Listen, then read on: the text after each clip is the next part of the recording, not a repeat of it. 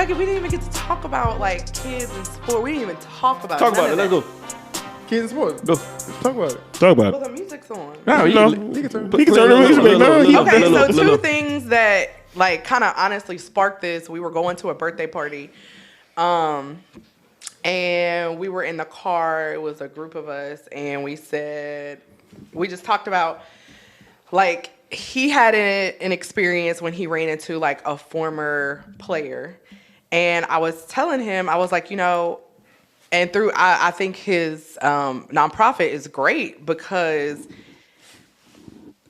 a lot of kids don't have an identity outside of sports, and their self-worth is placed in sports. So like if they don't succeed at sports, they feel like they have nothing else to fall back on. They feel like they have nothing else to offer. They don't even know who they are. Mm-hmm. And it's so hard and I find it most commonly, I feel like, with football players. Mm-hmm.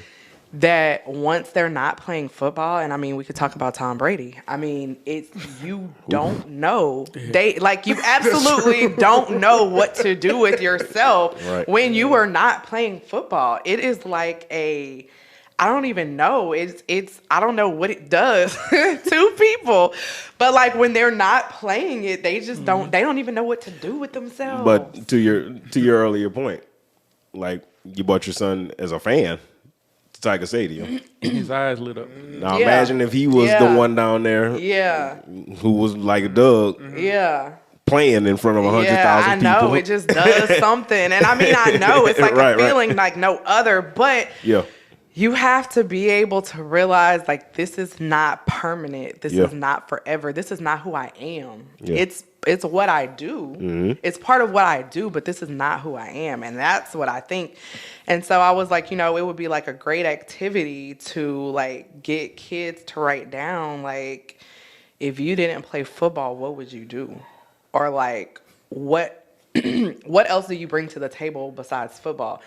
But I also feel like it starts from a young age with parents. Mm-hmm. Placing that on your kid, like placing that worth of sports. Like you're really not interested like in what they do in the classroom or like if they are doing artwork over here or they're playing music over here. You're only helping them throw and catch the football or throw and catch the baseball or whatever it may be. You know what I'm saying? You're not cultivating and taking interest in the other parts of them. And I think, or you place too much pressure. Listen, my son played flag football for the first time. Mm-hmm. When I tell you, and he's 7 years old, and these kids have been doing it since like 4 or 5. Mm-hmm. They are intense. Mm-hmm. It's intense. Yeah. Mm-hmm. It's intense. And I'm like, these kids are kids. They're not going to be perfect. They're not going to hit it in their hands every time or throw it outside of the way. Like, what is going on? Like, they are learning the game. They're learning the game. This is not LSU. This is not the Saints right now. You are supposed to be showing these kids how to play. But outside of that, just respond to adversity. Mm-hmm. But and that was something, my oldest son is very athletic and he usually excels at sports that he plays. Well, when he went out and played flag football, it's a lot. I was like, oh my gosh, football, all these plays, like you have to, that's a lot. Like, I don't know if I can play football. Like, I don't know. Like, wait, what's this play? What do I do for this route? Like, oh my God. But he had to like learn all these plays, and like all the other kids have been playing. They know all the plays. Like I learned what a slash was. I learned what a go route, what a slant, what a post. I learned all of them. Offensive I coordinator. learned all of them. Going down. OC. I learned all these routes because we were practicing his routes, and I'm like, oh my God, like how do you even remember what you're doing, and you're just 7. And so anyway, so he gets out there and it's just like, he kind of was like a deer in the headlights. He didn't really kind of know what he was doing, and even they had the plays on the sleeve, on the wrist. And again, I was like, golly. And, but that's, it was a lot. And I remember him coming to me after his game, and I asked him, cause I knew he doesn't like to not be good. Mm-hmm. So and it's important for you to have conversations with your kids about how they're feeling. So I asked him, I said, Jay, how was the game? How, what did you think? And he said, oh, we did good. We won. Mm-hmm. And I said, okay. I said, but how did you do? Mm-hmm.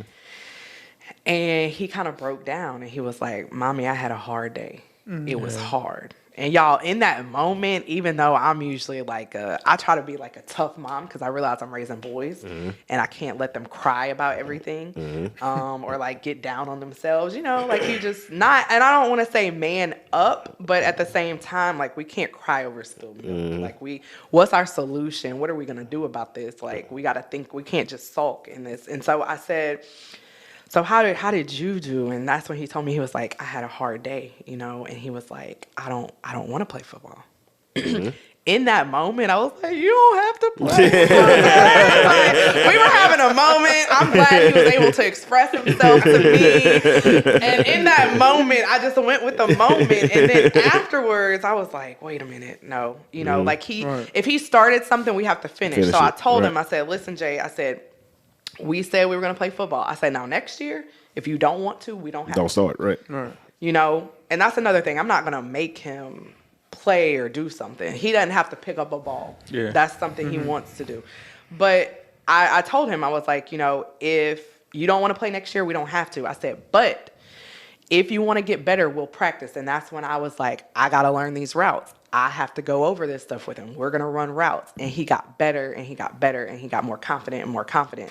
And now he's like throwing the football around all the time. Like he really loves it. His birthday party actually is going to be LSU themed and it's going to be like a football, party. But, I just had to make it was a lesson for him and I. But I just, wanted to let him know, like, just because you didn't have a successful first run, that doesn't mean that you walk away from it. Like we're going to try, we're going to practice, and then we'll see. And if then you don't want to, we don't have to. We can find you can find something else that you like to do. Right. But I want to make sure that I don't place on him, your worth is only on the field. Nope. Mm-hmm. That is not what's happening. Like, he journals, he likes to read, he likes to draw, he loves all things outdoor. And so and then my middle son, a lot of people ask me, oh, well, when's he going to get in sports? When he wants to. Mm-hmm. Like, just because you see one doing sports, that doesn't mean that's what he's going to do. Mm-hmm. Christian likes music. And anywhere we go and they're playing sports, he might be doing something else. And I'm not going to make him. Yeah. I'm not going to be like, hey, Chris, let's go throw the football or let's go throw the baseball. If you have no interest in that, you have no interest. If he gains interest later, he will. Right now, he likes music, and that's what we have him in. We have him in music class. So that's just another thing. Like, all boys don't have to play sports. And they're not soft if they don't play sports, because Christian's big. I don't know if y'all saw his picture I posted on my Instagram, but he was flexing his muscles. So, he was... So if he wanted to, he could. And he did actually play a little flag football for Thanksgiving, and he cut a little corner. I was like, oh, Chris got a little speed. He got a little speed. If he wants to, and he will ask from time to time, but like when I watch him, like he would be fine riding his bike instead of playing a sport or whatever. So I mean, I'm not gonna push it. Like if he doesn't want to, we don't have to. Like you can go do something else. And I think that's what a lot of people need to hear, especially coming from the mom, because a lot of times we see, even when we go to high school games, park ball games, middle school games, it's the moms in the stands a lot of times because the dads be working a lot of shift work. Yeah. So, but I have seen some dads. The moms be going hard though. And I'm like, you gotta want it, and you ain't doing it. I'll be like, man, what your son on the bench, man, chill out. And I mean, hard, man. But the mental awareness that you're speaking about, and how you so consider to yourself, and you down to earth. So I think that's what a lot of people need to really hear, and that's what a lot of moms and the dads need to really focus on. They could like to draw. What if they like music? Don't put their worth just in sports. Like that doesn't define them. Find out what else they like to do, and so that if you could have a season-ending injury and it is no more. Then what? They're gonna feel worthless because they, and that happens a lot. Like even when people like that played and like the attention you used to get, and then you get hurt and you're not playing, and you come back around and you're like, dang, like okay. Sports is tricky. It is. Sports is really tricky. Sports is a great teacher. But it can trap you as well. It can teach you and it can trap you. Because it does teach you like valuable lessons, teamwork, work ethic, how to be disciplined and consistent. Adversity, all of that. All that. But the trap part is you get so wrapped up into it, and you think your success is based off of how you performing on the field, how you performing on the court. And you make it your identity. Exactly. And I think that's a big issue. And like you said, coming from a parent perspective.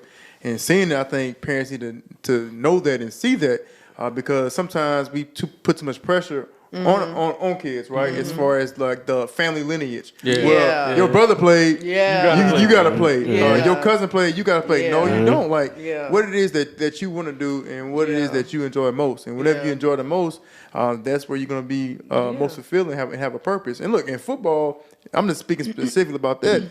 Football is not for everybody, and it's a dangerous sport, and you're going to have injuries that sometimes are going to stick with you for the rest of your life. And so if it's to the point where it's like, man, I don't know if I want to do this, don't do it. Like I was saying, I can't even do a regular squat with a 45-pound weight without my knee swelling up, right? And I haven't played in a long time. Not saying don't play football, but there are other things to life. For you to be successful. Right. And like even when you talk to other people about your child, they hear what you say. If all you say is what they athletically achieve, that's where they place their worth. So you have to be sure that you highlight, I get just as happy because my younger two don't get grades or anything sent home right now. But Jacob does. So I try to make sure that I reward him and show the same enthusiasm as him having good behavior and good grades as I do when he has a good game. That's equal. Like he will always know that that's equally important and that you are worthy outside of your sports. Because, like I'll run into, when we go to LSU football games or whatever, and like you just ask people how they're doing and they like run off their whole resume and I'm like, oh, okay. Like, I didn't really add okay, like just because you're not playing football doesn't mean that you're not anybody anymore. You still matter. Like you don't have to run me your whole resume and say, oh, I'm doing this, I'm doing that, for me to be like, for you to be valid, you know what I mean? Like you don't have to do that. Like you don't have to do that. So, around the subject of youth sports, right? Being that you were a college a collegiate athlete, had the NWSL been in existence, you probably would have had a shot at being really good in that as well. Yeah, during my time, you had to play overseas. Yeah, right. Which is another subject, but how? So being that you play youth sports, obviously, right? And you saw how much. Well, now being a mother, you saw how much time it actually took, right? Yeah. Now, granted, you also had two brothers that also played sports, right, but I've had discussions with some parents and all that have kids who are excelling in a sport. Okay. And some kids, and they have their siblings who either aren't in the sport or aren't excelling, or are in the sport or not excelling. And so you do have parents that show favoritism towards the kid that is athletically excelling. Right. And you have to be careful. Yeah. With that. And that's why I made sure, I was like, I'm going to put all my kids in something. Yeah. I don't want one to be neglected when it comes to that, right? So you do have to make sure that you highlight and speak about, all of them, and so that's something, especially as they grow, they hear it, they see it, so And that, again, that's why I named my nonprofit Conscious Moms, because it really takes a conscious effort, because you can easily, and it comes, a lot of people normally will ask about that one, kid that's, doing whatever, excelling athletically, whatever, right? And so you just have to, be mindful that you highlight and you ask and you give attention to all, So yeah, that is a good point though. Like I find that a lot of times the other siblings might feel like they're getting the shaft because or despising their sibling. Exactly, because they don't get that attention because they're not doing that, and they just just kind of fall in the shadows. And that's crazy though, because as a parent, it seemed like you would want to be there more for the kid who's not excelling, and want to help the kid who's not excelling more, and make sure they getting all the extra practice reps and everything they can to private train. It seemed like you would want to help. But at the end of the day, you got it and you don't got it. Yeah, but you still would, the effort as a parent, you would want to, because you know what your kid really wants. Yeah, and just because they not excelling don't mean that they're not good at sports. So you would want to help your kid. It seemed like, and then you have to make sure that other kid isn't taunting the other one, because that happens. It does. I went to a birthday party and they had these twins and they were like talking like everything was a competition. And you just have to be careful, that they're not like taunting the other one and blah blah blah, because they still could be good, just not as good as their sibling. And so you just have to referee and just make sure that it's not getting it's not getting out of hand. Right. So, but that's important though. It's childhood. Let me tell you, it's just so important, because the person you become from your childhood, that's what it is. Yeah. So you just have to be careful that you, like I said, that you don't just praise one thing over the other, that they know that they have worth outside of playing sports, so that when something does happen. And let's talk about Tom Brady real quick. Go ahead. Run it. Run it. What about Tom Brady? What you got? Tom. Artie Green podcast. No, and I've been wanting, as a mom, I'm coming to you as a woman. But I want to ask y'all though. I want to ask y'all. So yes, Tom is great, a GOAT, right? And nobody can deny that.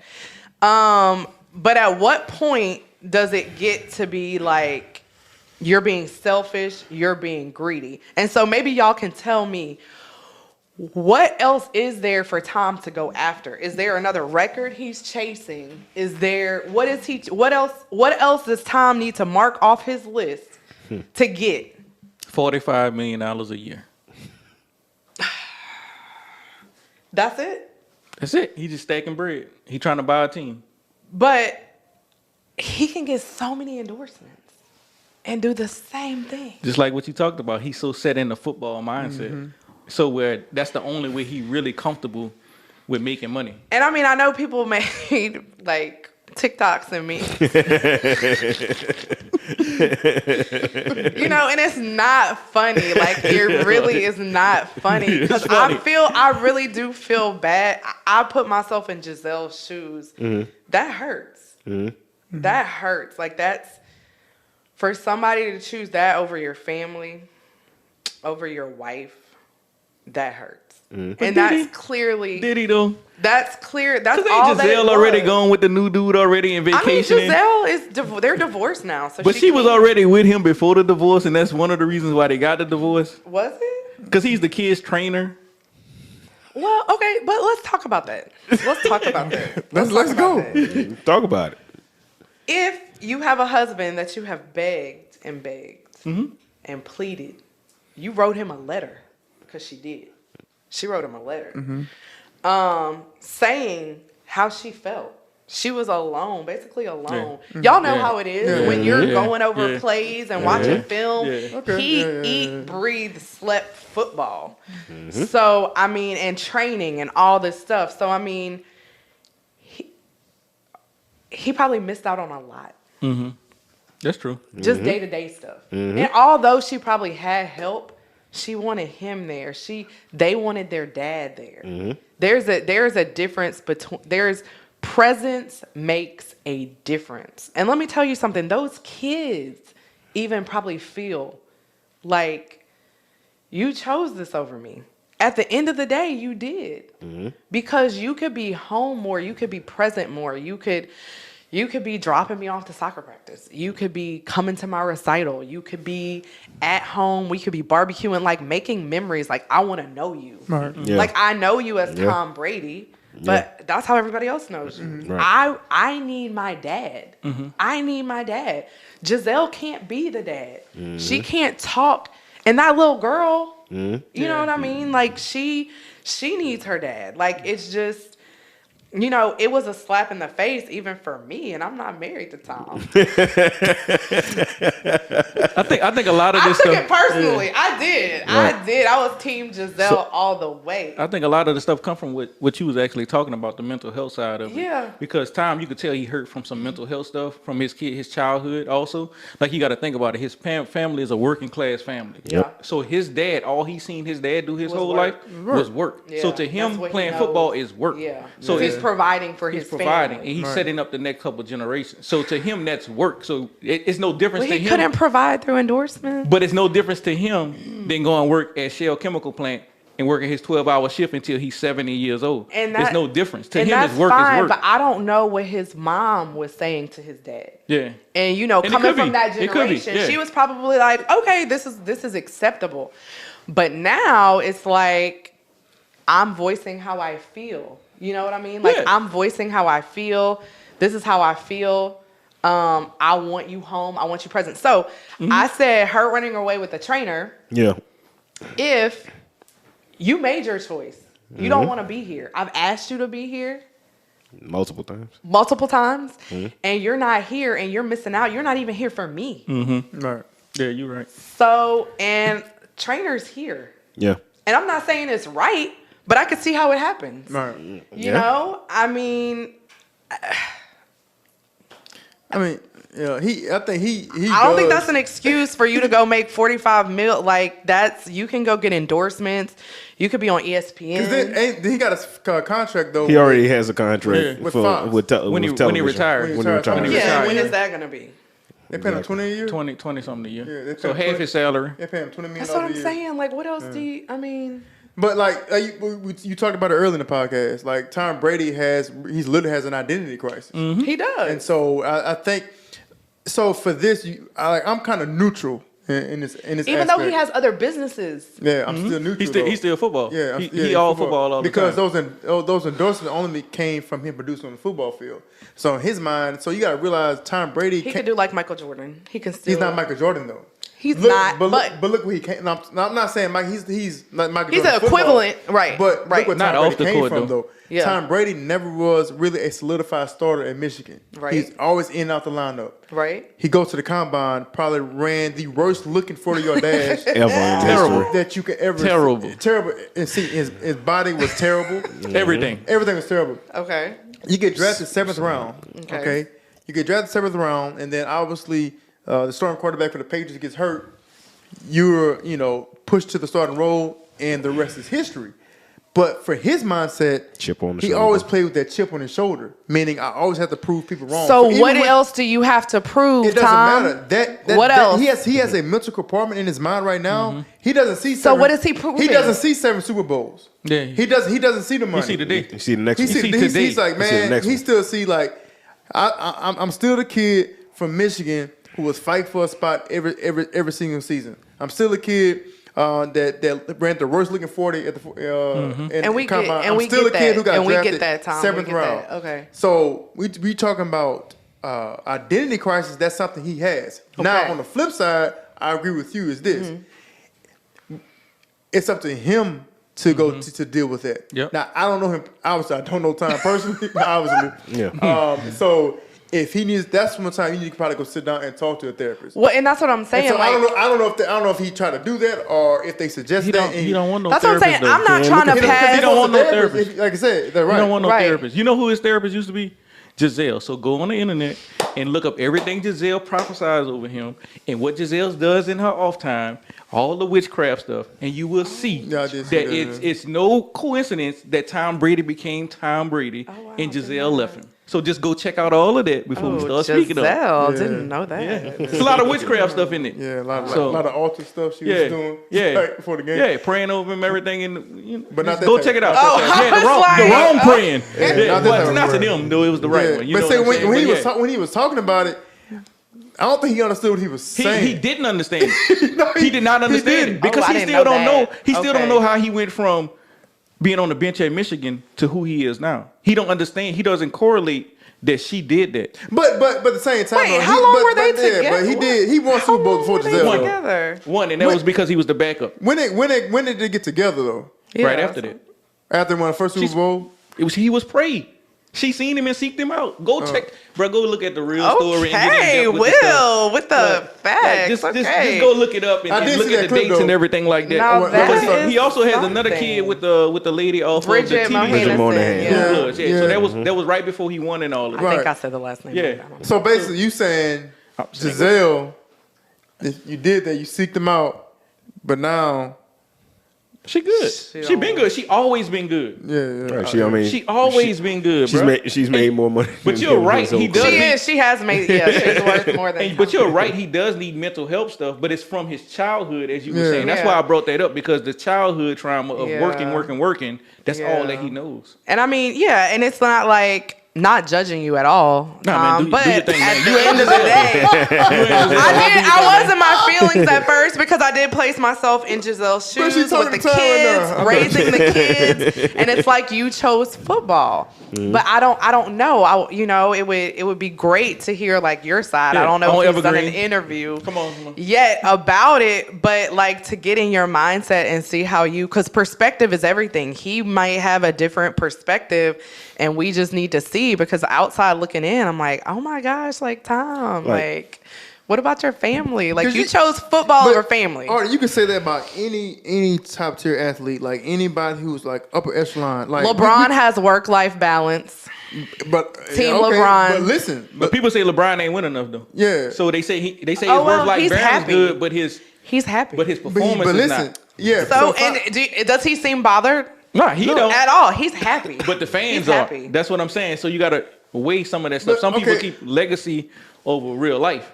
So and guess what? If LeBron doesn't play basketball again, he's fine. That's a great. You mentioned it. So I'm saying when you get to that level though, right? Because I can sit here and say, "Hey, LeBron, what else you got to prove to the world?" Right. Like you're a billionaire. You got a school. You got everything going for you. You got sons about to play in the NBA. So why you have a beautiful wife and a daughter. What else do you need? Why are you still playing? And some people consider him the GOAT. But why are you still playing? But I don't feel like he has chosen basketball over his family. He's doing so much, and he's so present with his boys and his daughter that I don't even. It's not the same. Like him coming back and playing is not the same. So what you gonna do if you like year 25, LeBron still on the court? He's still gonna be there. He wants to play with his son. Yeah. He wants to play with his son. So I feel that, and that's some bonding with his sons. Like he's playing basketball. He's with still choosing them. Family. He is so true to his fan. Like he is a family man. And I feel like he has work-life balance. Now he does. R.I.P. I respect Kobe. He didn't have work-life balance. Until the end. He was basketball. Yeah, until the end he did. And it was just like, you have to have. To me, LeBron lives the richest life of all of them because it's almost like he saw all of that. He didn't lose sight of what was important along the way. Like he never made, like basketball was never his identity. Right.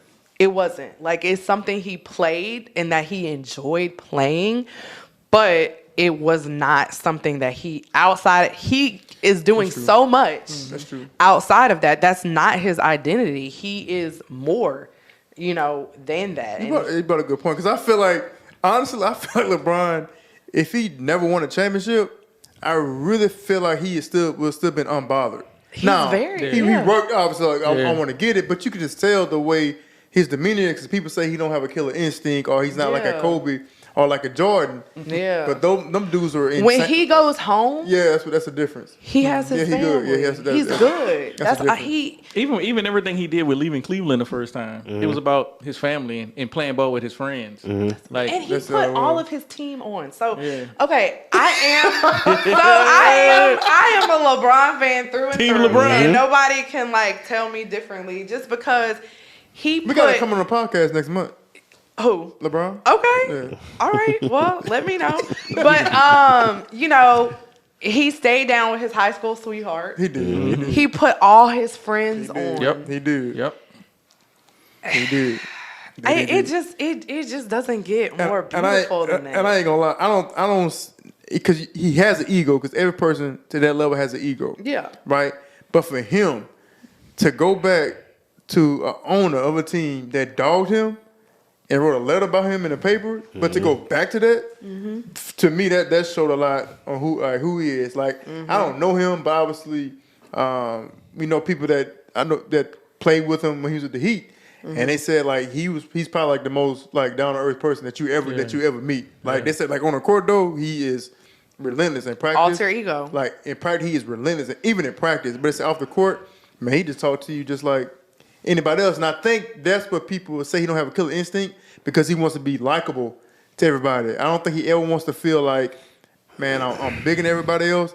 Like I think he always wants to be likable. So that's why I think that's where that killer instinct come in, because you know Jordan and Kobe had that like they was kind of like buttholes. And LeBron, like you never hear too many stories about him being a butthole because he wants everybody. And who he patterned his game after and all his business stuff after. He want to be Magic Johnson. Yeah, that's it. Magic Johnson is a likable guy. Like so that's who's LeBron trying to be like. So that's understandable. True. But would you have went back to the owner?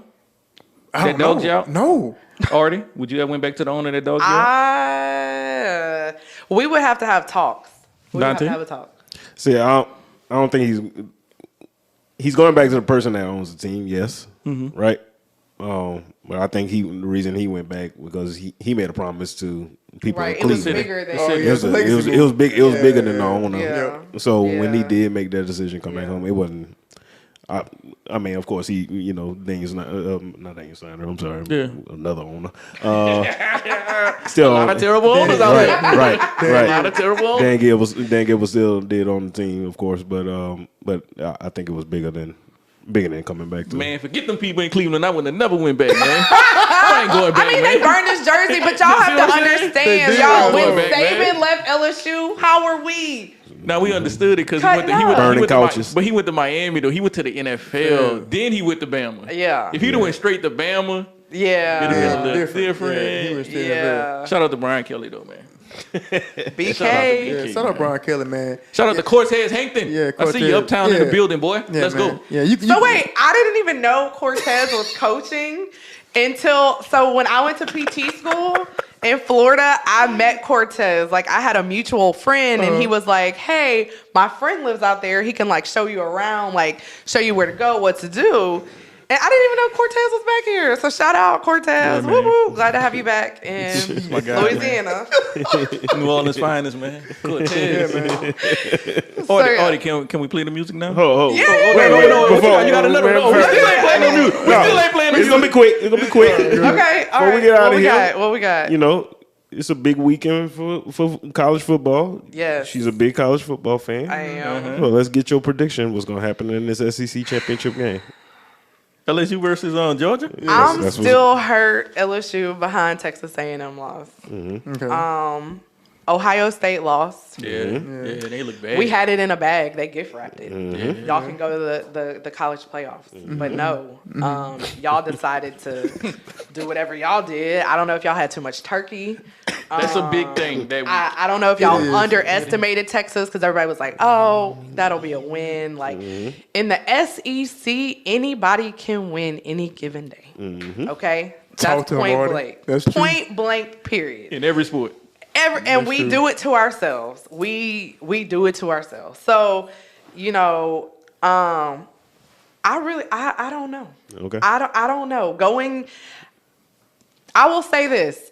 You know what? I'm gonna go for my team, right? Because I feel like we're LSU, we're purple and gold, so we're gonna show up. and y'all better show up. Defense, y'all let me down. Defense, y'all let me all the way down. All the way down. That's what I was most proud of. Like, you know, defense, I was most proud of y'all. But y'all let me down. I know if I can depend on anything, I can depend on defense. Offense, you know, we'll just roll the dice. Defense, y'all were my rock, and y'all weren't there on Saturday. So I need y'all to show up. I do. Don't let them run the ball. Okay? Don't let them run the ball on you. Stop them. Okay? Stop them. And that's all I have to say. Just Stop simple. them. Be dogs out there. Let's go. I know y'all playing the dogs, but y'all be dogs. Let's go. If I have to suit up, y'all make me want to freaking suit up and go out there and play right now. Let's go. Let's go. That's what I have to say.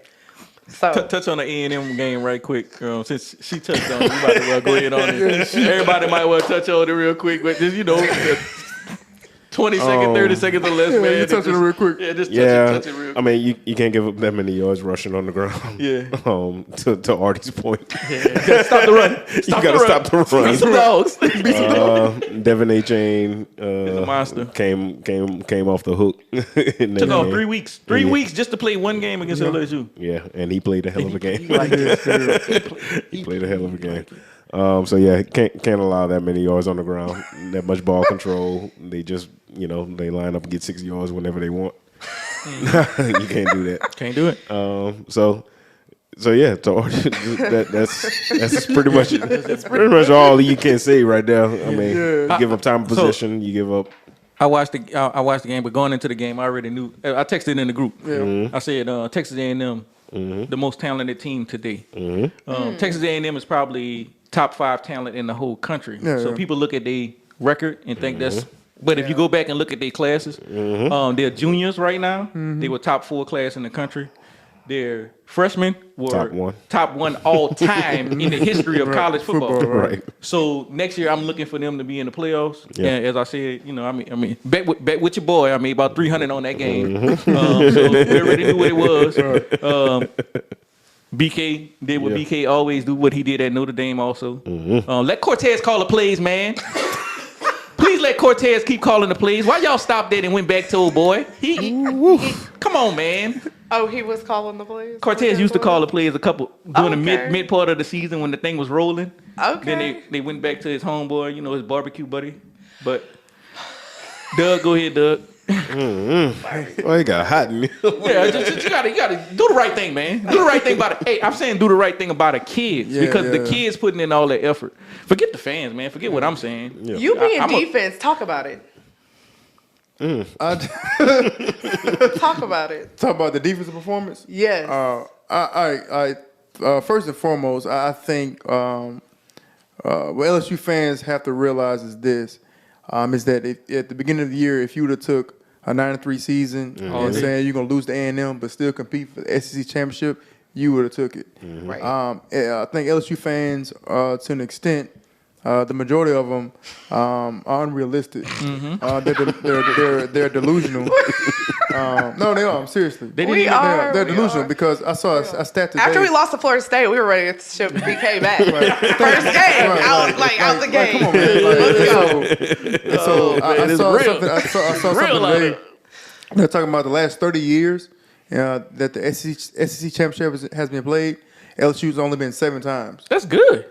7 times in 30 years? 7 times. So, but LSU fans think that, you know, we should be going every single year. Newsflash. This year's team is not talented like it has been in the past. Newsflash, this team is not a championship team. Nope. Okay, newsflash, you never were a playoff team. Preach, Doug. Okay, so with that being said, because I feel it was still disappointing. We did have momentum. I'm speaking, and it was a little disappointing. No, it wasn't. To lose to Texas. It wasn't. Okay. It really wasn't. They were a better team. It's not a disappointment because the reason not a disappointment is because you see the talent gap with LSU. The reason LSU has won the games that they have won is because of resiliency and they have veteran leadership on defense. And then obviously Jane Daniels has a lot of experience playing college football in general. Which we wanted that to show us yes, they again. won games. So it's not a disappointment because you kind of expected it this year, right? Mm-hmm. The games that they won, a lot of them could have went either way. Auburn, they could have lost their game. Yep. Mississippi State, they could have lost their game. If Mississippi State doesn't drop those passes on third down, we not beat Mississippi State. That boy's still running to this day. Right, seriously. That boy was wide open. He's still going. He's somewhere down the Mississippi River. Still rolling. Ole Miss game. Ole Miss game, we down 17-3. Alabama. So Alabama. Bama, that could have went either Arkansas. way. So this is my thing. That's SEC sometimes. Exactly. Hey, that's my point exactly. So this is my thing for LSU fans.